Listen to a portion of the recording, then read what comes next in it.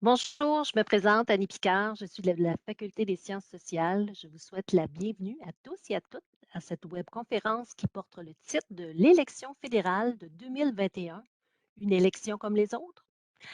La séance sera présentée par messieurs Marc-André Baudet, professeur agrégé en sciences politiques, Éric Montigny, professeur agrégé et directeur des programmes de deuxième et troisième cycle en sciences politiques, et Thierry Giasson, professeur titulaire et directeur du département de sciences politiques de l'Université Laval. Nous prévoyons que la durée de la présentation sera d'environ 60 minutes, incluant une période de questions. Vos questions devront être posées à la fin dans l'outil questions-réponses disponible sur la plateforme. Je les lirai à voix haute afin que les conférenciers puissent y répondre au bénéfice de tout le monde. En terminant, sachez que la séance sera enregistrée et nous vous ferons parvenir le lien sous peu pour que vous puissiez, si vous le souhaitez, la revisionner. Alors, sans plus tarder, je leur laisse la parole. Bonjour tout le monde. Bonjour. Bonjour. Salut Eric. Salut Marc. Bonjour. Vas-y Marc, on Alors, t'écoute. je vais commencer par mes premières questions. Je vais commencer par toi, cher collègue Thierry, spécialiste de communication politique. J'ai donc choisi une question qui va dans cet angle-là. Est-ce que cette pandémie et surtout les mesures de distanciation physique qu'elle a amenées a donné finalement le dernier coup, le coup fatal à cette vieille façon de faire campagne avec des événements, avec beaucoup de militants, avec une participation importante, peut-être au profit d'une campagne peut-être plus en ligne? Euh, la réponse n'est pas aussi évidente que la question. Je ne pense pas qu'on a assisté à la fin des grandes campagnes électorales. La beauté des campagnes, en fait, c'est qu'elles s'adaptent. Elles s'adaptent aux environnements, elles s'adaptent au contexte, elles s'adaptent aux technologies aussi. Et c'est ça qu'on voit en fait. Il ne faut pas oublier en plus qu'une campagne de communication, une campagne électorale, pardon, c'est une campagne de communication d'abord et avant tout. Ça sert à mettre en valeur le projet d'un parti, ça sert aussi à atteindre des objectifs de persuasion. On veut mobiliser des attitudes, modifier des attitudes, modeler des attitudes, évidemment, éventuellement. Le jour du vote, en plus, parce qu'il faut le faire dans une courte période de temps, générer des appuis, générer des votes. Donc, ce qu'on voit dans les campagnes, en fait, c'est l'adaptabilité des partis politiques à faire campagne et à s'adapter au contexte. Donc là, clairement, dans le cadre de la pandémie, on a vu des modes de campagne qui étaient très différents.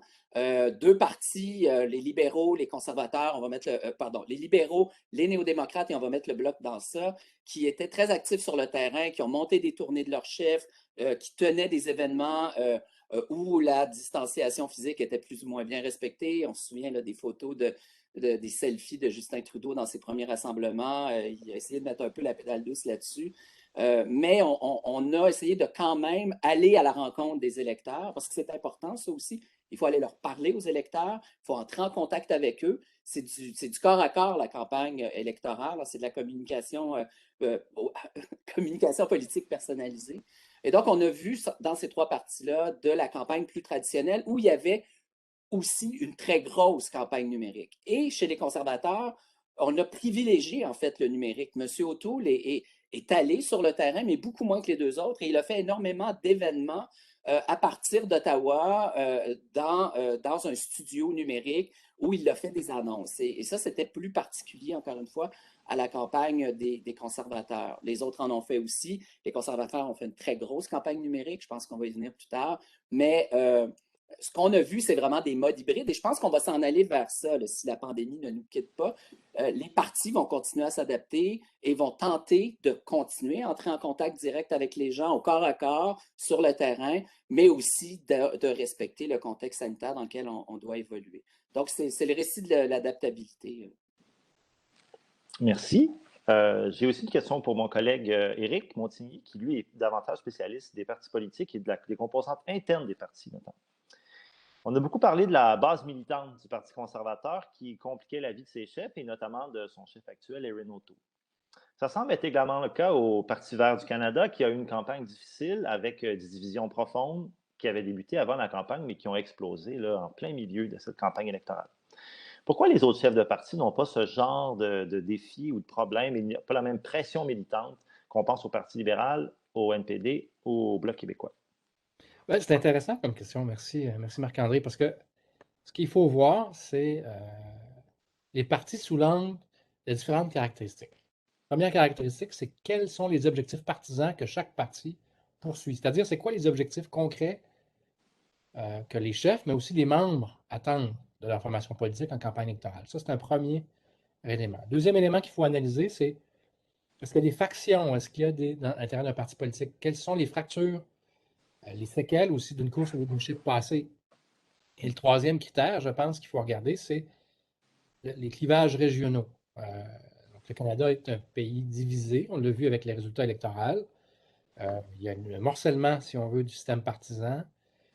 Justin Trudeau a été élu, dans le fond, premier ministre, ou réélu premier ministre, parce qu'il est le chef du Parti libéral qui a le plus de sièges. Mais en termes de chiffres absolus, c'est le Parti conservateur qui a eu le plus de votes. Même que l'écart en 2021 est plus important qu'en 2019 en pourcentage. Maintenant, comment ça se traduit? Bien, je vais reprendre les trois éléments de réponse.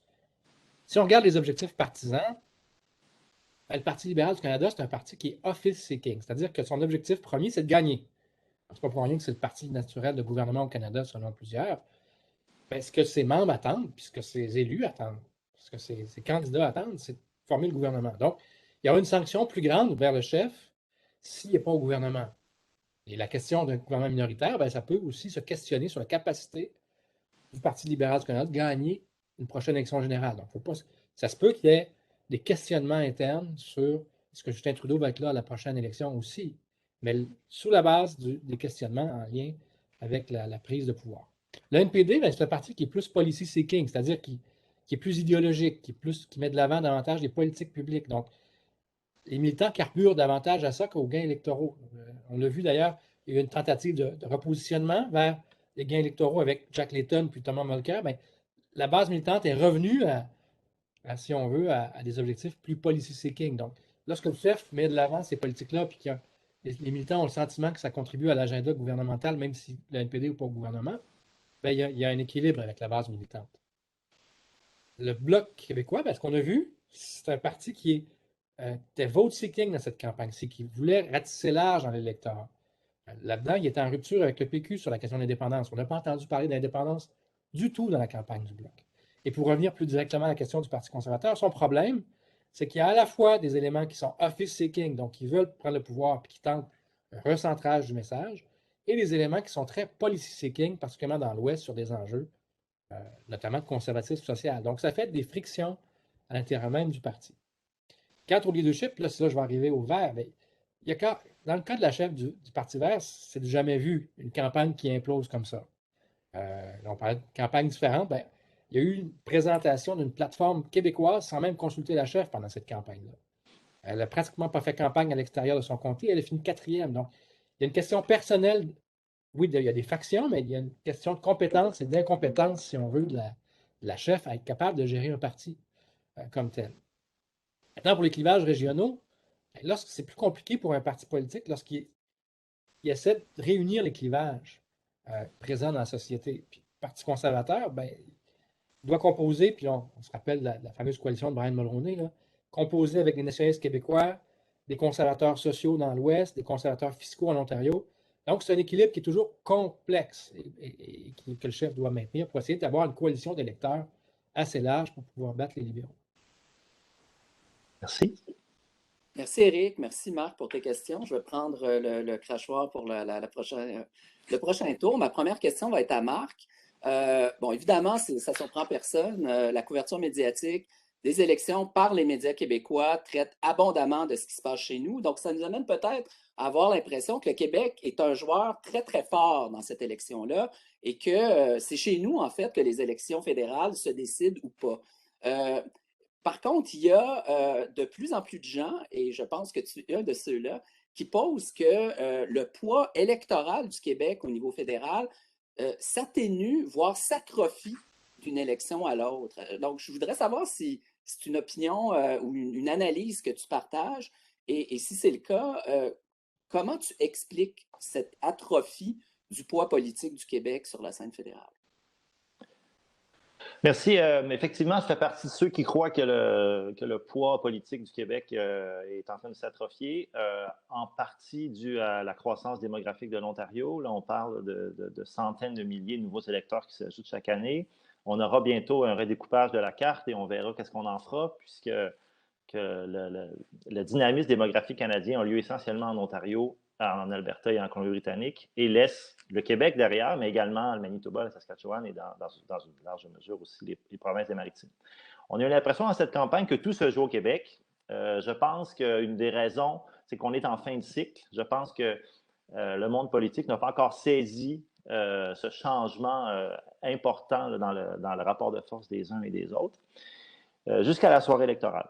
Lorsqu'on a commencé à sortir des résultats de l'Atlantique, par exemple, on avait l'impression les conservateurs faisaient un peu mieux. Le Québec est sorti, on est encore dans l'incertitude. Mais lorsque, essentiellement, la ville de Toronto est sortie rouge, c'était fini, c'était terminé. Puis je pense que cette espèce d'effet d'un déplacement, là, on regarde les sièges apparaître d'est en ouest, va être de moins en moins intéressant parce que la vraie question, ça va être essentiellement être Toronto.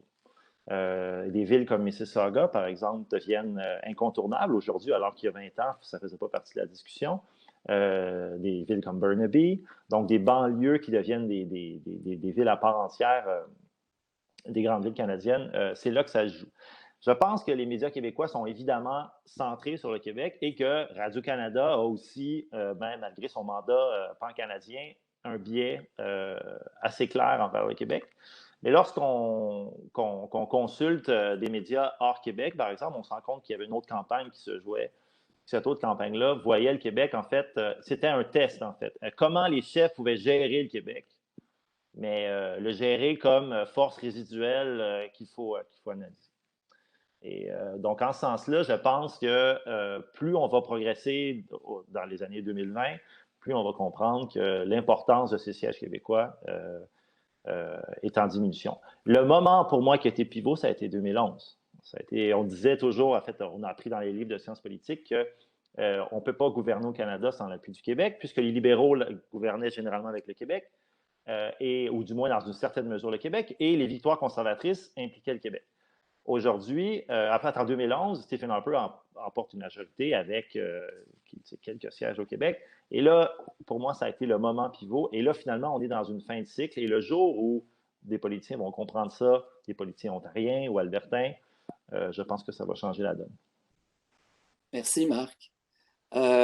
Éric, j'ai une question pour toi. Alors, on vient de voir par ta réponse très élaborée que tu es clairement un spécialiste de la vie interne des partis. J'aimerais qu'on revienne, puis tu as glissé là, quelques éléments de réponse dans la question, par rapport à la question précédente. Mais je voudrais qu'on revienne sur cette coalition là, qui est le nouveau Parti conservateur du Canada et qui semble a priori avoir un caucus qui est un peu divisé en deux, c'est-à-dire des conservateurs québécois, ontariens un peu plus progressistes qui même ouvertement là, défendent en chambre des valeurs et des politiques qui vont à l'encontre ou qui tentent, ou qui a priori semblent s'opposer aux valeurs et aux politiques qu'un autre contingent du caucus et du membership du parti semble appuyer. Donc, on a l'impression qu'on a un parti là, qui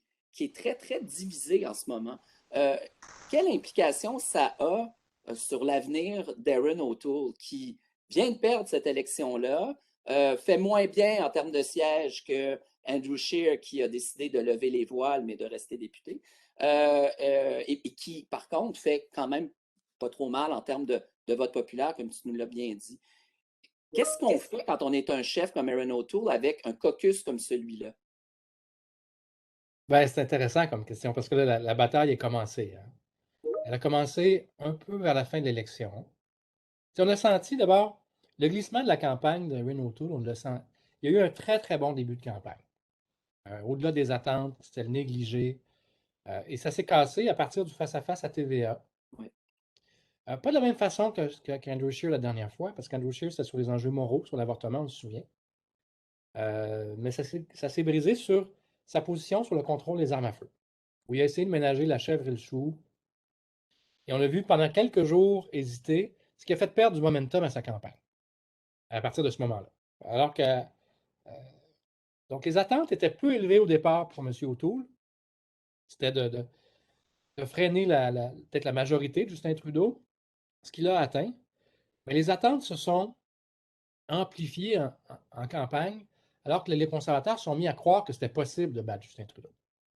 Donc, dans sa base militante. Et ce qui était implicite un peu, c'était on va te laisser recentrer le parti, donc évacuer les enjeux moraux, sociaux, associés à beaucoup de députés de l'Ouest. En contrepartie, il faut que tu gagnes des sièges au Québec, des sièges dans les Maritimes, des sièges en Ontario. Ce qu'on a vu, c'est une progression du vote dans l'Est du Canada, même au Québec, un peu. Mais l'incapacité, puis Marc-André faisait référence, de percer dans le 905, dans toute la ceinture de Toronto, qui devient si importante pour gagner une élection. Donc maintenant, ce qui se produit, c'est qu'il y a un affrontement interne, comme on l'a vécu après l'élection 2019, sur le positionnement du parti.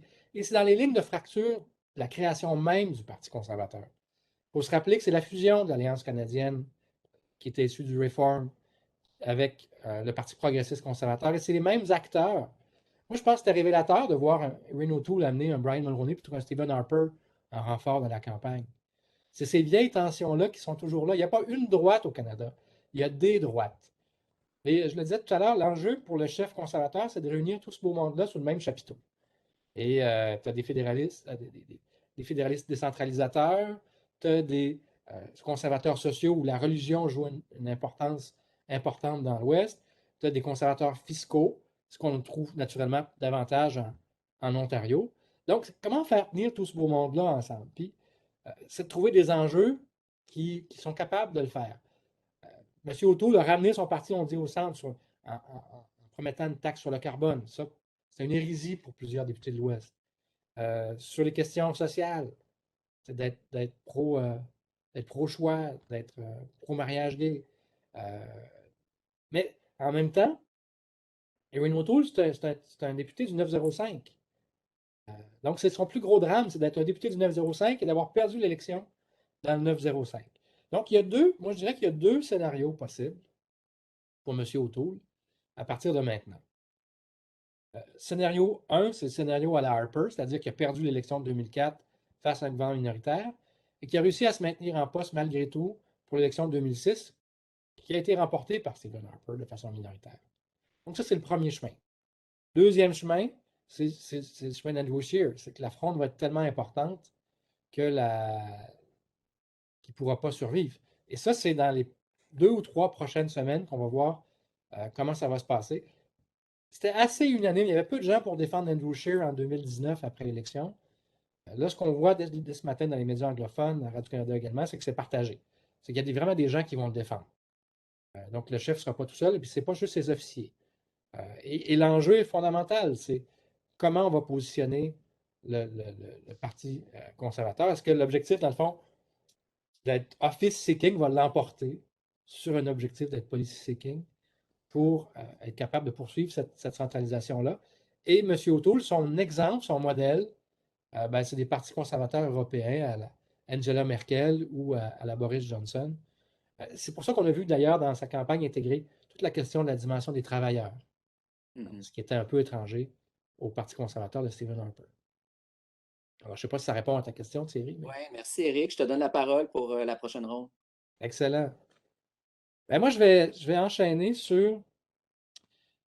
avec Thierry sur le déroulement de la campagne vu de la perspective médiatique. Puis ma question est un peu en deux volets. Ce qu'on a constaté, c'est que, c'était le cas de TVA notamment, beaucoup moins de journalistes qui ont suivi la campagne de façon traditionnelle dans les caravanes. Il y a une dynamique en caravane où il y a une bulle pour suivre les chefs. Ça semble, c'est coûteux quand même, là, mais ça semble perdre l'influence. Donc, il y a beaucoup de médias qui ont choisi d'être relayés, de demeurer en studio, puis d'avoir des relais de la presse canadienne, ou bref, d'avoir un feed commun sur les nouvelles. Est-ce que tu penses que cette tendance-là a un effet sur la couverture de la campagne?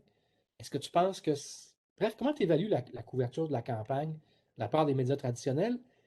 Et le pont avec l'autre volet, s'il y a un changement au niveau de la couverture traditionnelle, est-ce qu'il y a, sur le plan de la couverture numérique ou de l'utilisation du numérique par les partis politiques, les vases communicants, est-ce qu'il y a plus d'utilisation par les partis politiques du numérique et comment ça se manifeste par les différents partis, selon les différents partis?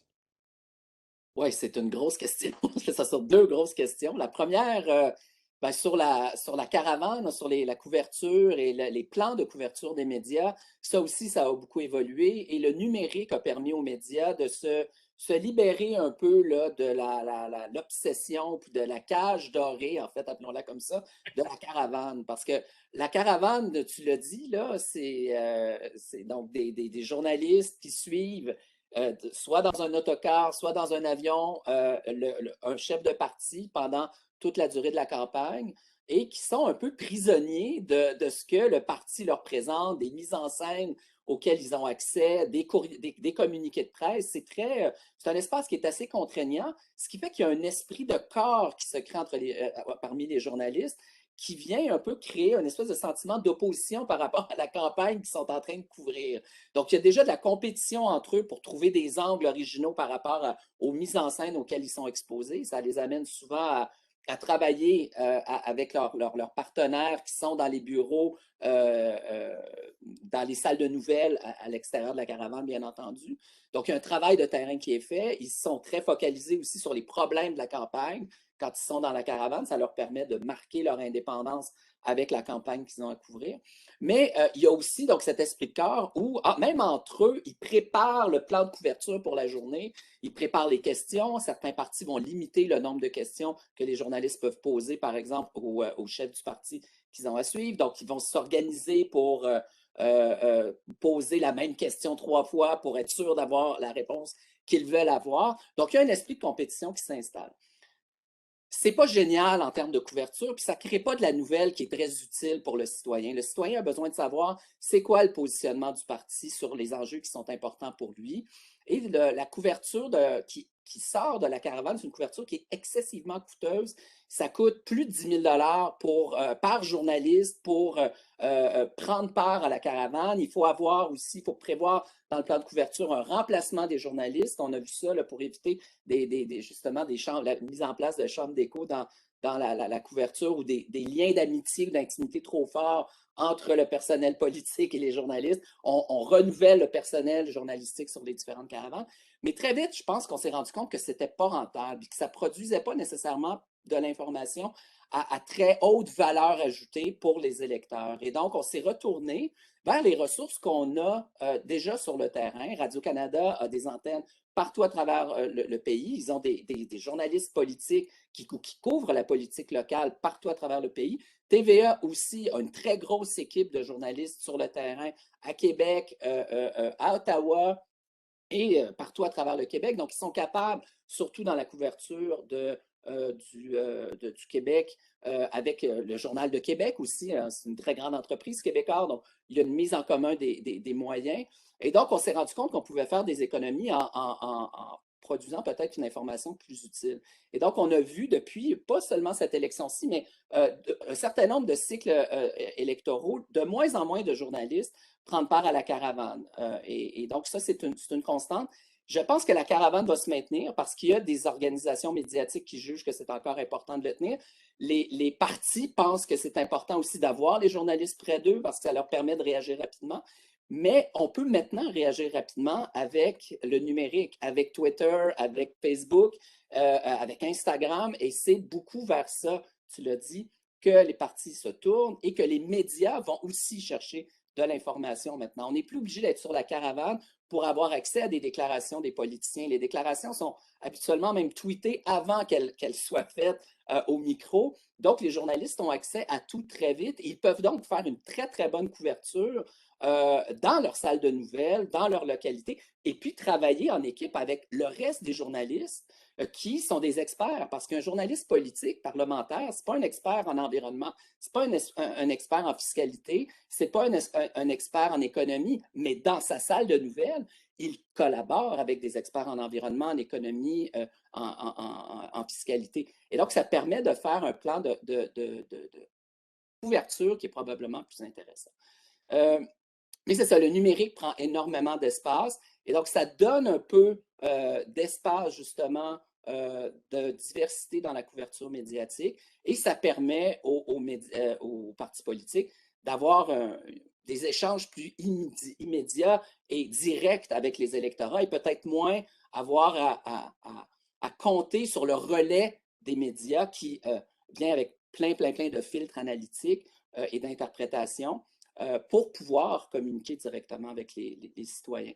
Donc, le numérique, c'est une solution pour les deux camps, très certainement. Mais ce n'est pas la panacée. Là. Ça ne règle pas tous les enjeux. Et on continue à devoir faire des campagnes pour les grands médias traditionnels parce que tous les gens ne s'informent pas d'abord et avant tout sur Twitter ou sur Facebook. Il y a encore, en particulier dans les groupes, des segments d'électeurs qui votent beaucoup, les personnes plus âgées, des gens qui consomment beaucoup les médias traditionnels et qui vont chercher leur information là. Donc, c'est important pour les partis de continuer à relayer de l'information par le biais des médias traditionnels. Voilà. Merci beaucoup, Thierry. Mais effectivement, on a vu des innovations des partis dans cette campagne-là. Oui, la mobilisation de militants ou de ciblage d'électeurs par le numérique, mais le fait que, par exemple, il y avait un studio pour le chef Erin O'Toole avec des assemblées de cuisine virtuelles, ça, c'était nouveau dans cette campagne-ci. Donc, je poserai une question à Marc-André, puis là, honnêtement, moi, ça me préoccupe beaucoup de voir le taux de participation, de voir un peu un décrochage citoyen qu'on a vu dans cette campagne-là. Les gens d'abord disaient que la campagne en plein été ne les intéressait pas tellement, que les enjeux n'étaient pas évidents, pourquoi on faisait campagne. On a vu le chef du Bloc québécois dire, dans le fond, tout ça pour ça. C'était dans son discours la soirée électorale, tout ça pour ça. Mais moi, je m'inquiète, dans le fond, sur l'effet de cette campagne-là sur la confiance des gens envers les institutions politiques. Et le fait que notamment que Justin Trudeau n'a pas respecté l'esprit de la loi non plus sur le déclenchement des élections à date fixe, alors qu'il pensait peut-être aller chercher une majorité. Est-ce qu'on doit s'habituer à un déclin de la participation électorale au Canada? C'est une grosse question, puis je pense que tout le monde a d'abord accroché le soir de l'élection sur la question du taux de participation qui était, on attend les derniers chiffres, mais on est quelque part juste en dessous de la barre du 60 %.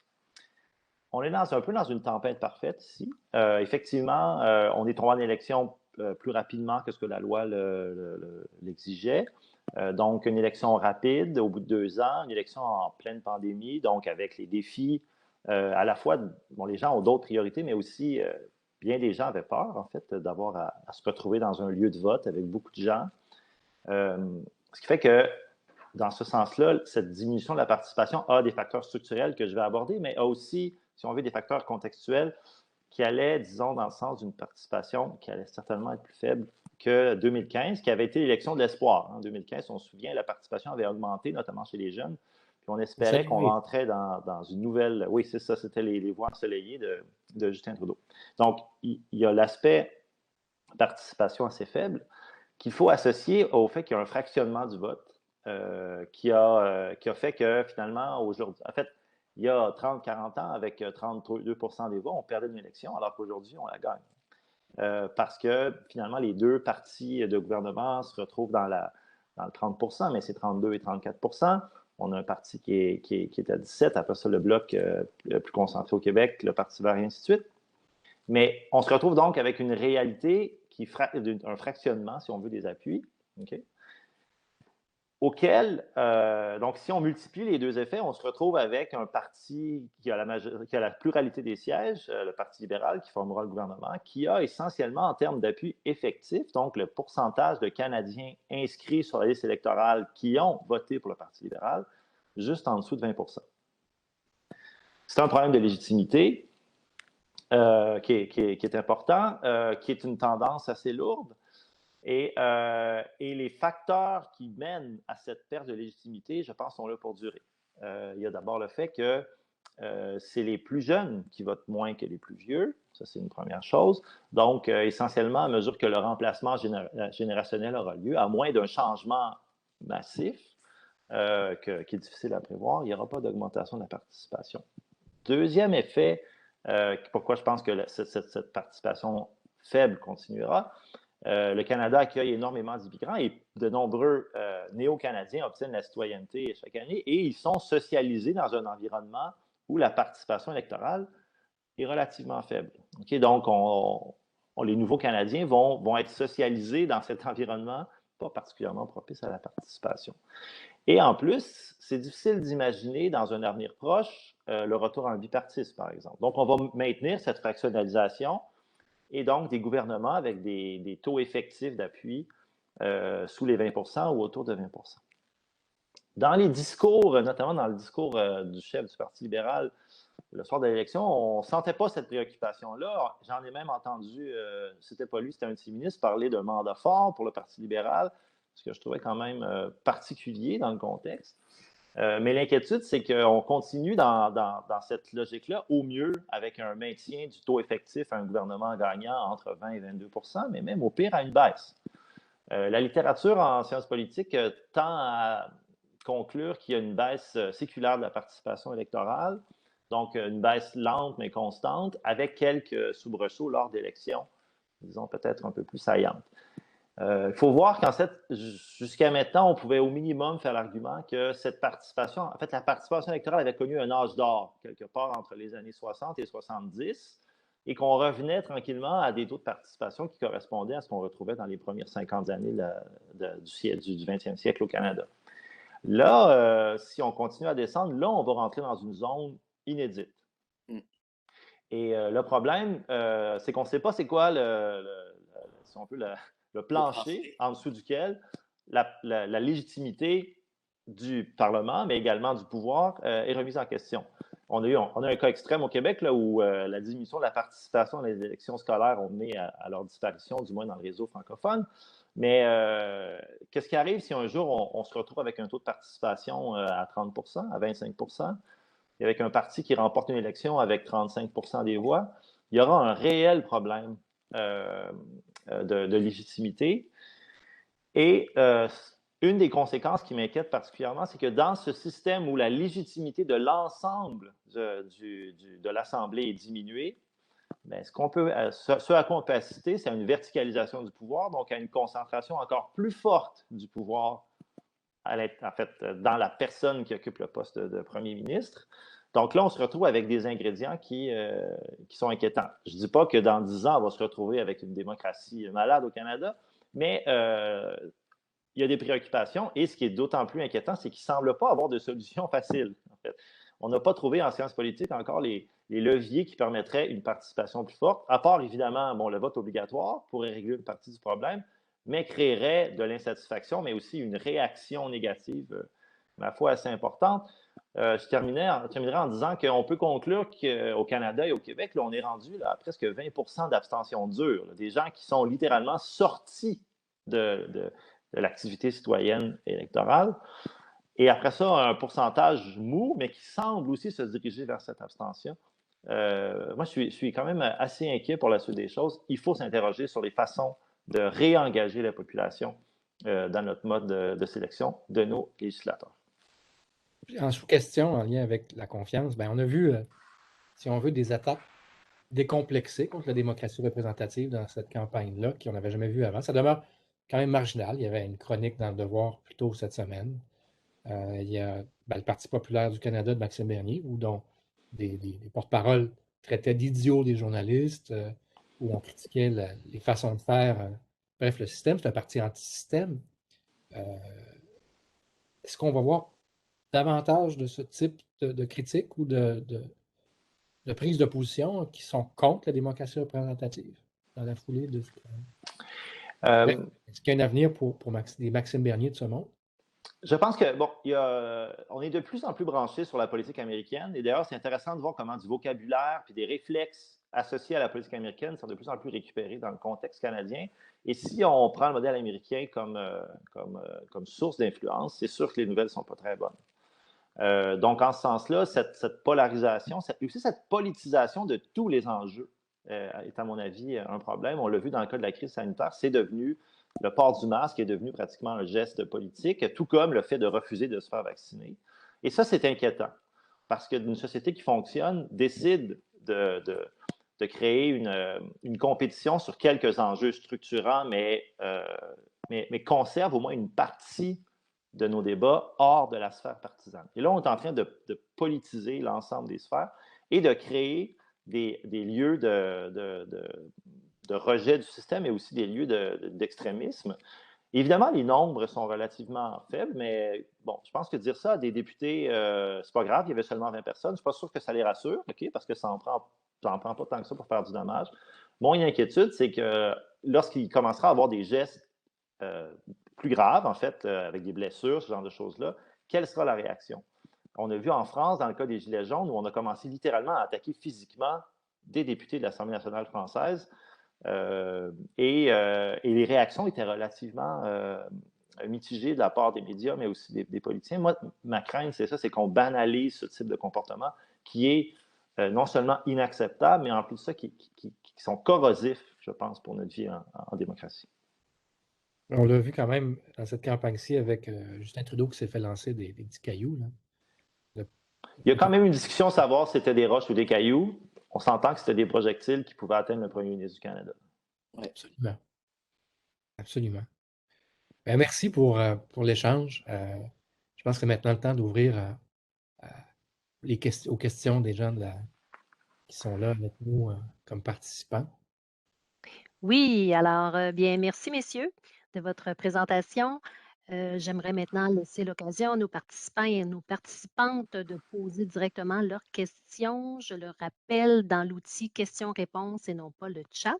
Quel est l'avenir de Justin Trudeau au Parti libéral du Canada? C'est intéressant parce que depuis qu'il est premier ministre, il y a différents moments où on a l'impression que Justin Trudeau ne veut plus être premier ministre et que des rumeurs apparaissent comme quoi il serait en fait dans l'attente de départ possible. Mais lorsque les campagnes électorales arrivent, on dirait qu'il y a comme une réactivation, peut-être c'est son côté compétitif, on l'a vu en fait assez combatif durant la campagne. J'ai l'impression que ce gouvernement minoritaire va peut-être prolonger sa carrière.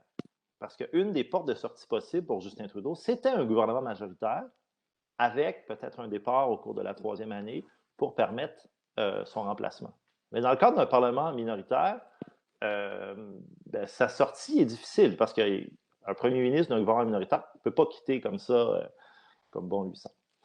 Ça, c'est sur l'aspect, là, on fait un peu psychologie où il se retrouve personnellement. Après ça, je ne vois pas la base partisane du Parti libéral demander son départ. Donc, il est en meilleure position qu'Erin O'Toole dans ce sens-là. Je pense que c'est entre ses mains, mais que la situation actuelle complique, en fait, sa possibilité d'organiser sa retraite qui arrivera là, un jour ou l'autre. Tous les politiciens finissent par quitter. Moi, j'ajouterais peut-être 2 ou 3 choses à ce que. Et puis, je suis en accord avec ce que Marc-André émet comme hypothèse, mais il faut souligner sa grande résilience à Justin Trudeau.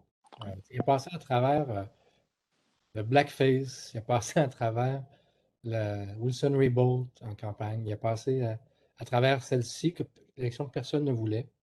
Donc, il y a une grande résilience. Ceci dit, il y a des prétendants. Et je le disais, le Parti libéral, c'est un parti de pouvoir. Il y a Mark Carney qui est en réserve de la République. Il y a Chrystia Freeland qui ne cache pas tellement ses ambitions. On avait mis, il y a quelques mois, elle avait mis un site web en place. Moi, je dirais que ça dépend des sondages. Son avenir est lié aux sondages et en bonne partie avec ce qui va se passer chez les conservateurs. Donc, si le Parti conservateur est divisé, ne parvient pas à faire une cohésion, à sentir une urgence de s'unir pour battre Justin Trudeau, ben, il y a le champ libre. Mais en même temps, il va y avoir des questions. Pourquoi l'avoir plongé le Canada en élection à ce moment-ci? C'est un leader, à mon avis, qui est plus affaibli qu'avant l'élection. Je pense que l'élection a revigoré Justin Trudeau. On a découvert un nouveau Justin Trudeau pendant cette élection-là. Je suis d'accord avec Marc-André. Il y avait cette impression dans les derniers mois de ce gouvernement-là qu'on ne savait pas trop où la carrière de Justin Trudeau s'en allait. Il était omniprésent. En plus, on le voyait à tous les jours constamment. Il était d'une certaine façon surexposé, beaucoup plus que son équipe. Et on aurait pensé, en fait, que dans le cadre de cette campagne-là, on mette davantage en avant justement l'équipe. Et ce n'est pas vraiment ce qu'on a fait. Il y a eu quelques publicités, entre autres une publicité au Québec où on présentait certains candidats et certains ministres québécois pour parler de l'équipe québécoise de Justin Trudeau. Mais ça a été, encore une fois, la campagne de Justin Trudeau. On a d'ailleurs très peu vu sa famille. Madame Trudeau était très peu présente pendant la campagne. Donc, Justin Trudeau, en plus, a incarné une vigueur en tout cas, qu'on ne lui attendait pas. Moi, ça m'a beaucoup surpris de le voir être à ce point incisif et combatif dans les débats.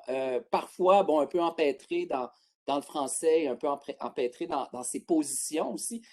Il a quand même toujours énormément de difficultés à nous expliquer ce qu'il veut faire clairement. Mais on a vu, et je pense que les Canadiens ont été réceptifs à ça, quelqu'un qui était en contrôle, a priori, de sa campagne et donc peut-être de la situation, ce qui fait que les gens se sont peut-être sentis rassurés de le reporter au pouvoir dans un gouvernement minoritaire. Ça a peut-être eu un facteur ou contribué à un facteur de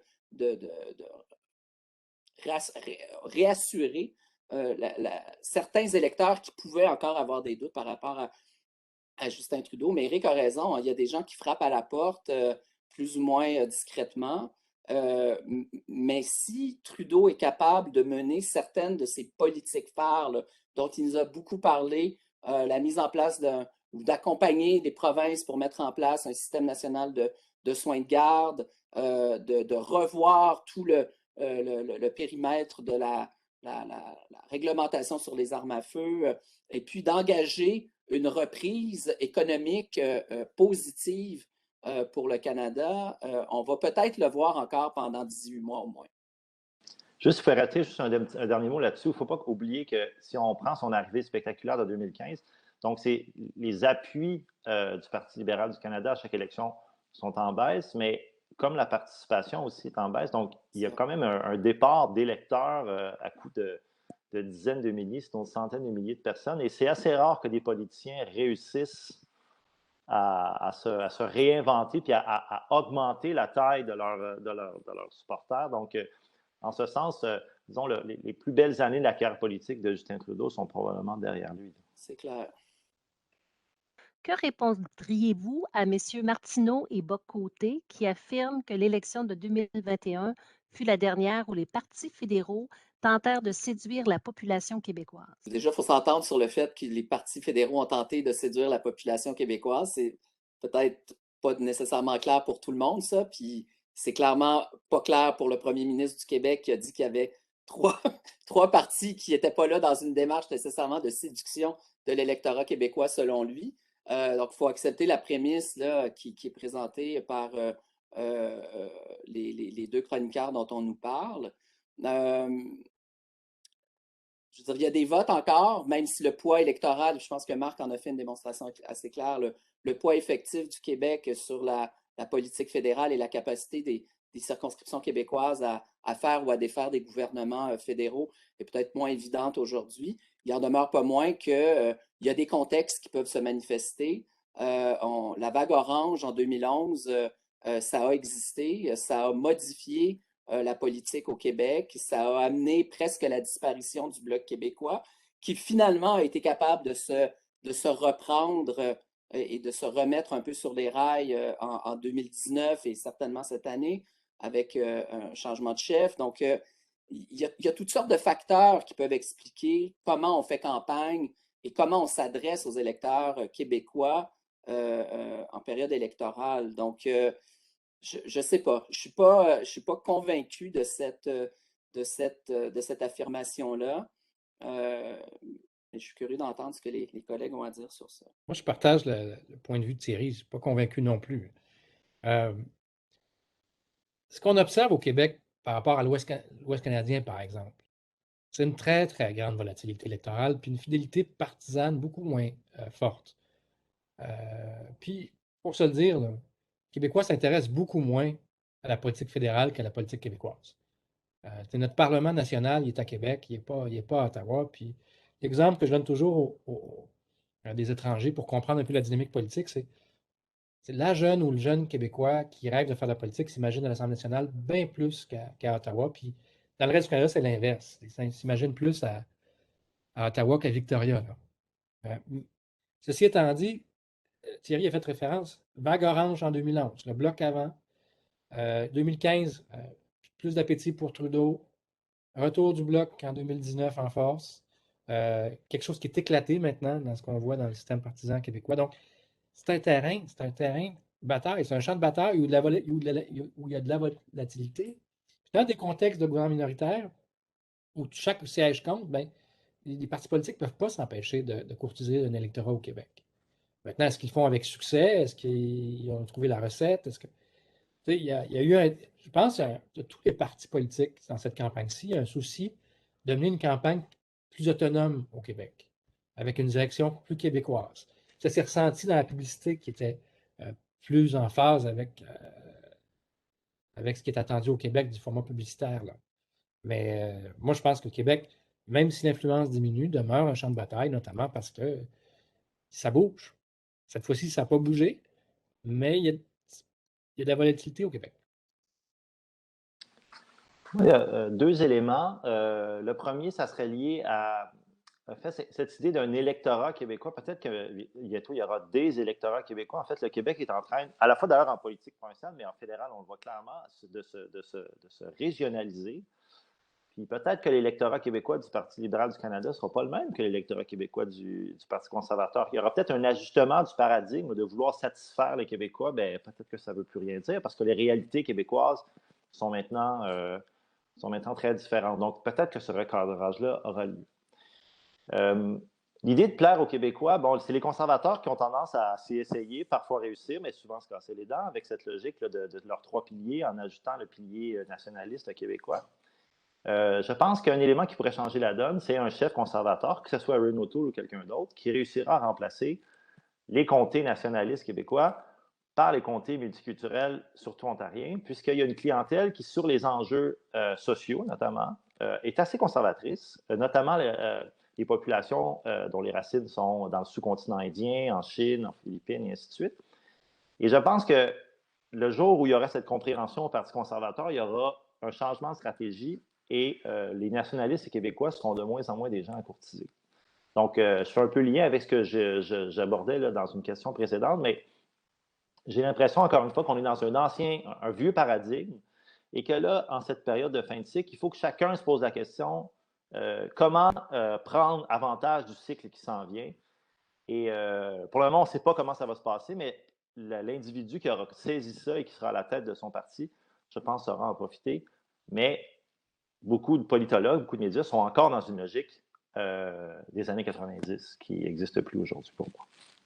Ma question n'est pas spécifique à la campagne qui vient de se terminer, mais la voici. Dans une campagne électorale fédérale, quelle est l'influence et l'impact d'un candidat local d'une circonscription spécifique sur le choix final des électeurs?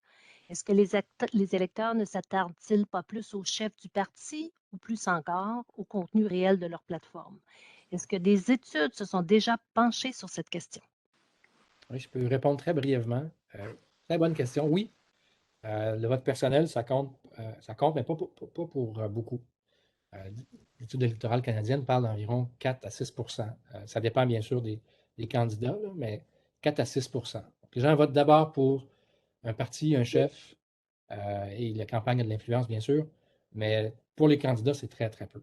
C'est marginal. À la hausse comme à la baisse. Merci de la précision. J'enchaîne avec une autre question. Est-ce qu'on doit s'attendre au départ de Erin O'Toole et d'Anami Paul? Oui. Anami Paul, je pense que les jeux sont faits, là, les dés sont jetés et Aléa Jacques-Taès, c'est clair. Ça va être un calvaire et un chemin de Damas, excusez-moi les nombreuses métaphores religieuses que je ne devrais pas faire, mais ça va être une période très, très complexe au Parti vert. Je serais surpris que Mme Paul s'accroche et qu'elle décide de rester envers et contre tout, là. Mais bon, je pense que pour elle, les carottes sont cuites.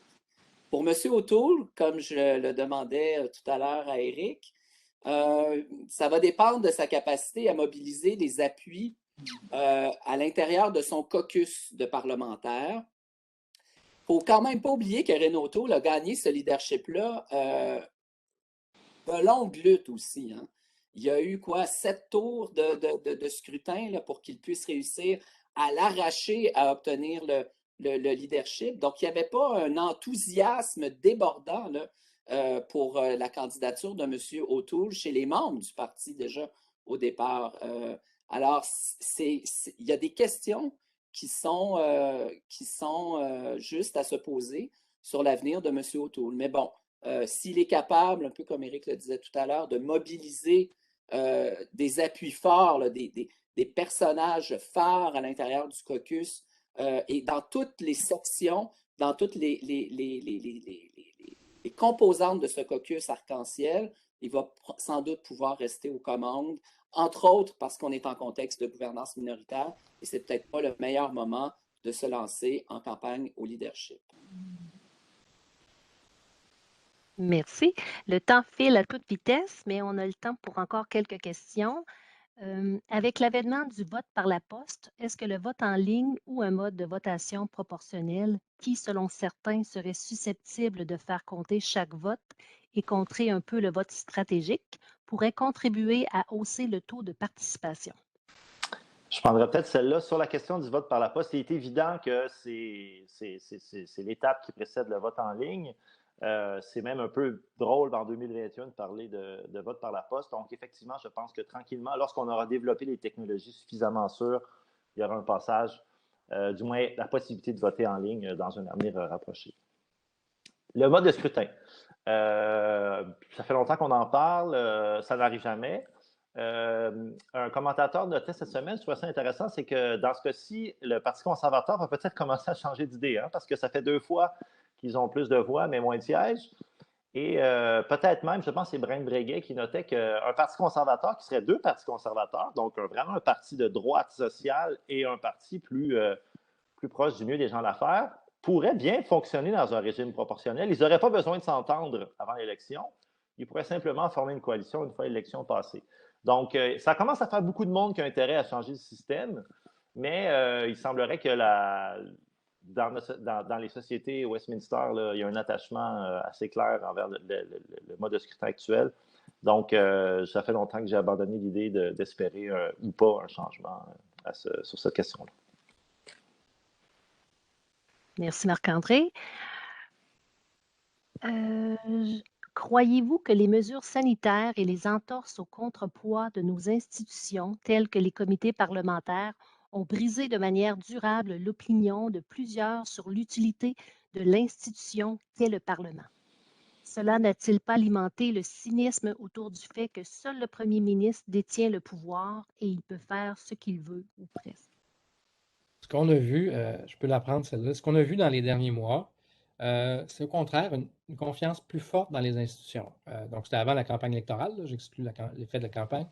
Il y a eu une étude d'Environics qui comparait les différentes juridictions au Canada, mais aussi de façon comparée avec ailleurs dans le monde. Et au Canada, de façon générale, les gens ont plus confiance dans les institutions parlementaires qu'ils l'avaient avant la crise. Même chose au Québec. C'est encore plus vrai au Québec. Les gens ont plus confiance dans les institutions parlementaires et dans leur fonctionnement qu'avant la crise. Donc, il y a eu, si on veut, une croissance plus soutenue de confiance envers nos institutions parlementaires, contrairement à ce qu'on aurait pu croire à lire sur Twitter. Juste permettre un très, très court mot là-dessus.